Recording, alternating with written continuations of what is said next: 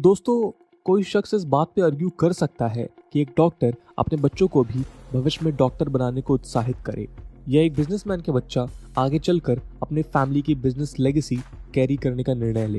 लेकिन इंडिया में ऐसी कई फैमिलीज हैं जिन्होंने जनरेशन बाय जनरेशन अपने घर के बेटों को फौज में भेजकर देश की सेवा की है। लेकिन क्या सेम अप्रोच हमारे देश के पॉलिटिशियंस द्वारा भी फॉलो किया जा सकता है?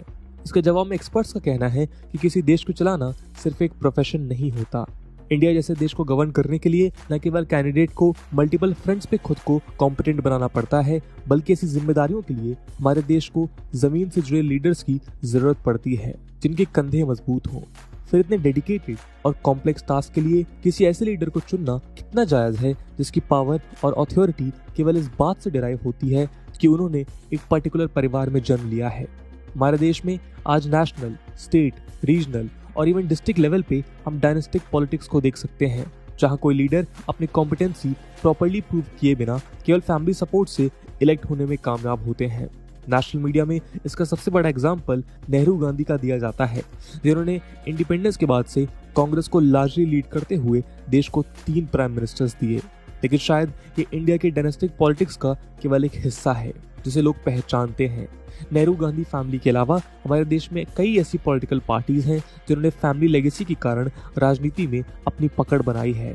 दोस्तों, आज इस वीडियो का मकसद देश की इन्हीं पॉलिटिकल डायनेस्टीज से आपको रूबरू कराना है जिन्होंने generation by generation across family lines अपने स्टेट और रीजन की पॉलिटिक्स पे इन्फ्लुएंस डाला है। आज इस डिस्कशन के माध्यम से हम डायनेस्टिक पॉलिटिक्स से देश की हालत पे पड़ने वाले इम्पैक्ट पे चर्चा करेंगे। इसके अलावा डायनेस्टिक पॉलिटिक्स के इन्फ्लुएंस में इंडिया में डेमोक्रेसी के ट्रू एक्सपेंशन पे नजर डालेंगे। आइए शुरू करते हैं।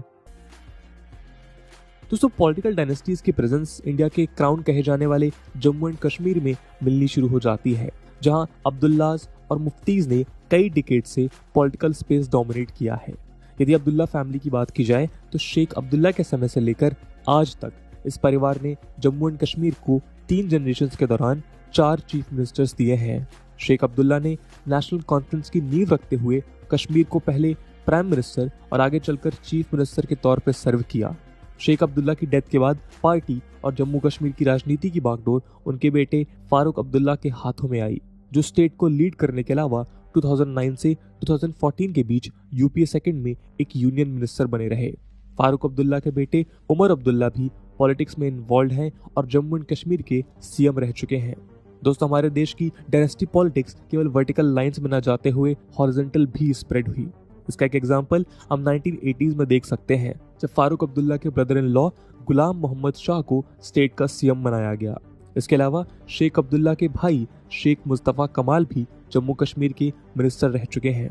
साथ ही फारूक अब्दुल्ला के कजन शेख नाजिर नेशनल कॉन्फ्रेंस के लॉन्गेस्ट सर्विंग सेक्रेटरी जनरल थे, जिन्होंने इस पद को 30 सालों तक होल्ड किया।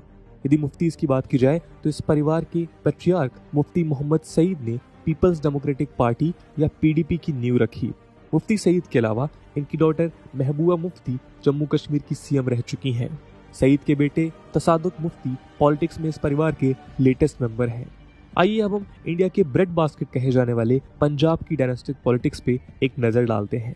कहा जाता है कि पंजाब में बादल परिवार ने पॉलिटिक्स को कई डिकेड से डोमिनेट किया है, जिसकी शुरुआत शिरोमणि अकाली दल के फाउंडर और 4 टाइम सीएफ प्रकाश सिंह बादल ने की थी। इनके बेटे सुखबीर सिंह बादल आज पार्टी के प्रेसिडेंट हैं और 2009 से 2017 के बीच डिप्टी सीएम के तौर पर सर्व कर चुके हैं। इसके अलावा सुखबीर बादल लोकसभा एमपी रह चुके हैं और 1998 में अटल बिहारी वाजपेयी लेड गवर्नमेंट में इन्होंने कुछ समय के लिए यूनियन मिनिस्टर का रोल भी प्ले किया था। सुखबीर की वाइफ हरसिमरत कौर बादल भटिंडा से 2009 के बाद लगातार 3 बार लोकसभा एमपी रह चुकी हैं और 2020 में फार्म्स लॉ बिल के प्रोटेस्ट में रिजाइन करने से पहले वो मोदी गवर्नमेंट में यूनियन मिनिस्टर थी।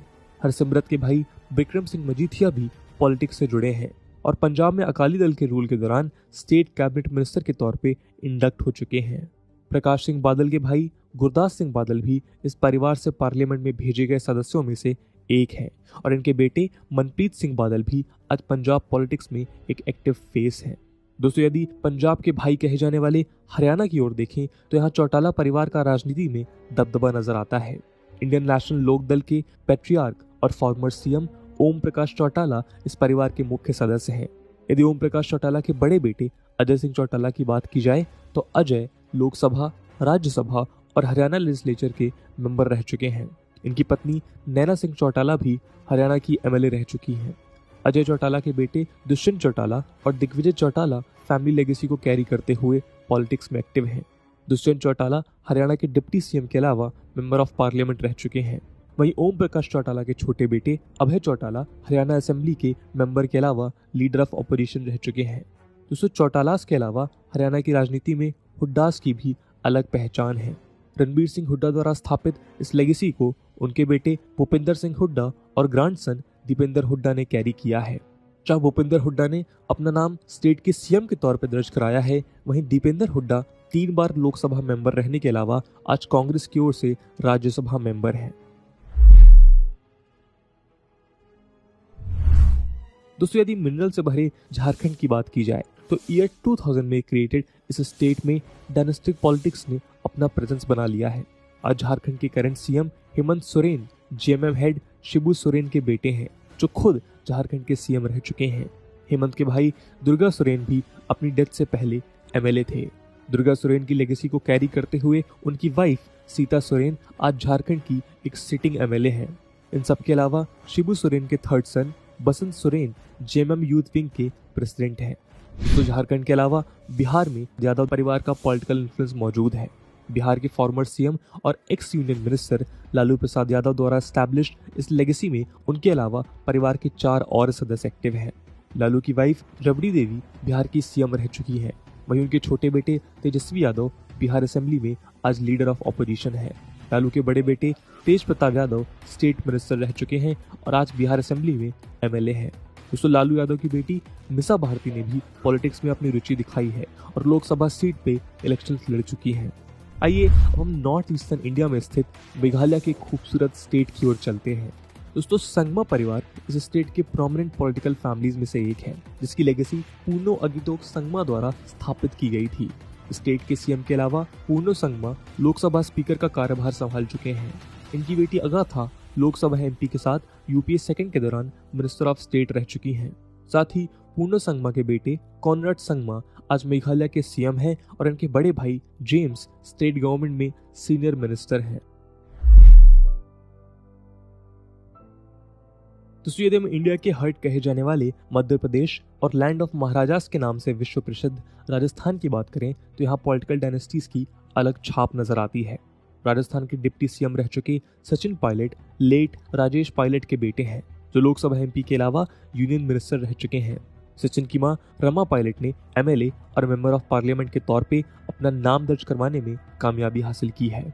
मध्य प्रदेश और राजस्थान में एक्टिव सिंधिया परिवार की राजनीति में एक अलग पहचान है। ये परिवार न केवल 2 स्टेट्स बल्कि एक समय में देश के 2 प्रोमिनेंट पॉलिटिकल पार्टीज में अपना स्ट्रॉन्ग होल्ड स्टैब्लिश कर चुका है। इस परिवार की मैट्रियार्क विजया राजे सिंधिया प्रोमिनेंट जनसंघ लीडर और बीजेपी लीडर रह चुकी हैं। इनकी डॉटर्स यशोधरा और वसुंधरा राजे ने भी अपनी मां के फुटस्टेप्स को फॉलो करते हुए बीजेपी लीडर्स के तौर पे अपनी पहचान बनाई है। वसुंधरा राजे राजस्थान की 2 बार सीएम रह चुकी हैं और इनके बेटे दुष्यंत राजे मेंबर ऑफ पार्लियामेंट हैं। विजय राजे के सन माधव राव ने फैमिली लाइन से अलग होकर कांग्रेस का हाथ थामा और वो आज पार्टी के एक जाने माने लीडर थे। माधव राव के बाद उनके बेटे ज्योतिरादित्य सिंधिया भी बीजेपी ज्वाइन करने से पहले कांग्रेस से जुड़े रहे। आज ज्योतिरादित्य सिंधिया राज्यसभा मेंबर होने के अलावा सिविल एविएशन मिनिस्टर भी हैं। दोस्तों, भारत में राजनीति की बात हो और यूपी का नाम न लिया जाए, ऐसा शायद होना संभव नहीं है। उत्तर प्रदेश का नाम सुनते ही हमारे मन में समाजवादी पार्टी की डायनेस्टिक पॉलिटिक्स का एग्जाम्पल उभर आता है। यूपी के फॉर्मर सीएम मुलायम सिंह यादव द्वारा लेड इस फैमिली में आज सबसे एक्टिव इनके बेटे अखिलेश यादव माने जाते हैं। इसके अलावा मुलायम सिंह यादव के भाई राम गोपाल यादव और शिवपाल यादव भी उत्तर प्रदेश की राजनीति में अहम भूमिका निभाते हैं। अखिलेश यादव की वाइफ डिम्पल यादव लोकसभा एमपी रह चुकी हैं और मुलायम सिंह यादव की छोटी बहू अपर्णा यादव भी आज बीजेपी के बैनर तले पॉलिटिक्स में अपने पकड़ बना रही हैं। समाजवादी पार्टी के यादव्स के अलावा भारत के पूर्व प्रधानमंत्री चौधरी चरण सिंह की फैमिली भी आज पॉलिटिकली एक्टिव है। चौधरी चरण सिंह के बेटे अजीत सिंह ने राष्ट्रीय लोकदल पार्टी को स्टैब्लिश किया था, जो आज स्टेट के वेस्टर्न पार्ट में इन्फ्लुएंशियल दिखती है। मेंबर ऑफ पार्लियामेंट रहने के अलावा अजीत सिंह कई सेंट्रल गवर्नमेंट्स में मिनिस्टर रह चुके हैं। इनके बेटे जयंत चौधरी भी एक एक्टिव पॉलिटिशियन हैं और 2009 से 2014 के बीच मेंबर ऑफ पार्लियामेंट के तौर पर अपना नाम दर्ज करवा चुके हैं। दोस्तों, ये रही इंडिया के हार्टलैंड की बात। आइए अब डेक्कन की ओर अपना रुख करते हैं। यदि महाराज शिवाजी की धरती महाराष्ट्र की बात की जाए तो इस स्टेट की पॉलिटिक्स में कई परिवारों का वर्चस्व है। आइए शुरुआत करते हैं शिवसेना से। बाल ठाकरे द्वारा एस्टैब्लिश शिवसेना एक स्टॉच प्रो मराठी पॉलिटिक्स के लिए जानी जाती है। आज शिवसेना को बाल ठाकरे के सन उद्धव ठाकरे लीड कर रहे हैं, जो स्टेट के सीएम भी हैं। बाल ठाकरे के नेफ्यू राज ठाकरे ने 2006 में पार्टी से अलग होते हुए महाराष्ट्र नवनिर्माण सेना का गठन किया था और वो आज भी पॉलिटिकली एक्टिव हैं। इसके अलावा उद्धव ठाकरे के सन आदित्य ठाकरे आज एक एमएलए के साथ स्टेट गवर्नमेंट में मिनिस्टर हैं। दोस्तों, ठाकरे फैमिली के अलावा महाराष्ट्र में पवार्स की भी पकड़ मानी जाती है। इस फैमिली के लीडर और एनसीपी फाउंडर शरद पवार महाराष्ट्र के मल्टीपल टर्म्स में सीएम रह चुके हैं और इन्होंने यूनियन मिनिस्टर के तौर पे भी सर्व किया है। इनकी बेटी सुप्रिया सुले कई बार मेंबर ऑफ पार्लियामेंट रह चुकी हैं और आज वो पार्लियामेंट में बारामती सीट रिप्रेजेंट कर रही है। शरद पवार के नेफ्यू अजीत पवार महाविकास अघाड़ी गठबंधन के तहत फॉर्म्ड महाराष्ट्र गवर्नमेंट में डिप्टी सीएम के तौर पे इंडक्टेड है। दोस्तों, इन फैमिलीज के अलावा महाराष्ट्र में बीजेपी के गोपीनाथ मुंडे की फैमिली एक जाना माना नाम है। गोपीनाथ मुंडे 5 टाइम एमएलए रह चुके थे, जिन्हें उनकी डेथ के एक वीक पहले यूनियन कैबिनेट मिनिस्टर के तौर पे इंडक्ट किया गया था। इनके brother in law Pramod Mahajan भी अपनी डेथ से पहले एक सीनियर बीजेपी लीडर थे। आज गोपीनाथ मुंडे की 2 बेटियां प्रीतम और पंकजा पॉलिटिक्स में एक्टिव हैं। जहां एक और Pritam Munde member of parliament हैं, वहीं पंकजा मुंडे स्टेट की कैबिनेट मिनिस्टर रह चुकी हैं। गोपीनाथ मुंडे के भाई पंडित राव मुंडे भी पहले बीजेपी के साथ पॉलिटिक्स में एक्टिव थे, लेकिन आगे चलकर उन्होंने एनसीपी के साथ अपना रिश्ता जोड़ा। आज पंडित राव मुंडे के बेटे धनंजय मुंडे महाराष्ट्र गवर्नमेंट में मिनिस्टर हैं। इन सब के अलावा प्रमोद महाजन की डॉक्टर पूनम महाजन भी आज मेंबर ऑफ पार्लियामेंट के तौर पे इलेक्टेड है। दोस्तों, यदि आंध्र प्रदेश की बात की जाए तो सबसे पहला नाम नंदामुरी तराका रामाराव या एनटीआर का आता है। एनटीआर ने 1982 में तेलुगु देशम पार्टी की स्थापना की थी, जिसे आगे चलकर एनटीआर के सन इन लॉ चंद्रबाबू नायडू ने टेक ओवर किया। चंद्रबाबू नायडू आज आंध्र प्रदेश असेंबली में मेन लीडर ऑफ अपोजिशन है। चंद्रबाबू नायडू द्वारा टीडीपी के टेक ओवर के बाद एनटीआर के सन हरि कृष्णा लेजिस्लेटर और दूसरे son in law D Venkateswara Rao minister बनाए गए। इसके अलावा एनटीआर की वाइफ लक्ष्मी पार्वती ने भी पॉलिटिक्स में अपने हाथ आजमाए। एनटीआर के बेटे नंदामुरी बालाकृष्णा, जिन्हें पॉपुलरली बलाया के नाम से जाना जाता है, एक एक्टर टर्न्ड पॉलिटिशियन है जो स्टेट असेंबली में एमएलए के तौर पर सर्व कर रहे हैं। साथ ही एनटीआर के दूसरे बेटे नंदामुरी हरि कृष्णा एमएलए और स्टेट मिनिस्टर के अलावा मेंबर ऑफ पार्लियामेंट भी रह चुके हैं। एनटीआर की डॉटर दग्गुबती पुरंडेश्वरी फैमिली की एक सक्सेसफुल पॉलिटिशियन है। इनिशियली कांग्रेस पार्टी में रहते हुए ये 2 बार मेंबर ऑफ पार्लियामेंट इलेक्ट होने के बाद आज बीजेपी के साथ हैं। इन सब के अलावा तेलुगु देशम पार्टी आज चंद्रबाबू नायडू के बेटे नारा लोकेश अपने फादर की लेगेसी को कंटिन्यू करते हुए देखे जा सकते हैं। आइए चलते हैं अब फर्दर साउथ की ओर। दोस्तों, कर्नाटका में देवेगौड़ा फैमिली को अक्सर अप्पा मकल्ला पक्ष यानी फैमिलीज इन पार्टी कहा जाता है। इंडिया के फॉर्मर प्राइम मिनिस्टर और जनता दल सेक्युलर के चीफ एचडी देवेगौड़ा और इनके बेटे आज स्टेट की पॉलिटिक्स में इन्फ्लुएंशियल माने जाते हैं। देवेगौड़ा ने हमेशा अपनी इमेज एक हम्बल फार्मर की बनाए रखी, जिसे उनके बेटे और कर्नाटका के एक्स सीएम एचडी कुमारस्वामी और स्टेट मिनिस्टर रहे एचडी रेवन्ना ने कंटिन्यू किया। एचडी कुमारस्वामी के बेटे Nikhil Kumaraswamy member of parliament का इलेक्शन फाइट कर चुके हैं और रेवन्ना के बेटे प्रज्वल रेवन्ना आज मेंबर ऑफ पार्लियामेंट हैं। दोस्तों, कुमारस्वामी की वाइफ अनीता आज कर्नाटका में एमएलए हैं और रेवन्ना की वाइफ भवानी ने 2016 में हसन जिला पंचायत इलेक्शंस जीतकर पॉलिटिक्स में एंट्री की है। देवेगौड़ा फैमिली के अलावा कर्नाटका में बीजेपी के सबसे बड़े लीडर और एक्स सीएम बीएस येदियुरप्पा की फैमिली भी पॉलिटिक्स में इन्फ्लुएंशियल मानी जाती है। बीएस येदियुरप्पा के बेटे बीवाई राघवेंद्रा और बीवाई विजेंद्रा पॉलिटिक्स में एक्टिव हैं। बीवाई राघवेंद्रा फॉर्मर एमएलए के अलावा आज मेंबर ऑफ पार्लियामेंट हैं। वहीं बीवाई विजेंद्रा आज बीजेपी के स्टेट वाइस प्रेसिडेंट हैं। दोस्तों, अंत में यदि तमिलनाडु की बात की जाए तो इस स्टेट में मुथवेल करुणानिधि की फैमिली को डायनेस्टी पॉलिटिक्स का क्विंटेसेंशियल एग्जाम्पल माना जाता है। द्रविड़ा मुनेत्रा काजागम या डीएमके के पैट्रियार्क लेट करुणानिधि स्टेट के 5 टाइम्स चीफ मिनिस्टर रह चुके हैं।